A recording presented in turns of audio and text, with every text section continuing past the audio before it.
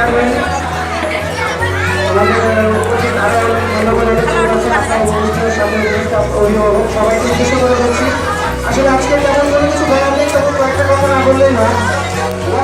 আগে কি ছিল, এখন নতুন কি আসছে ইনশাআল্লাহ সামনে আপনারা দেখতে পাবেন।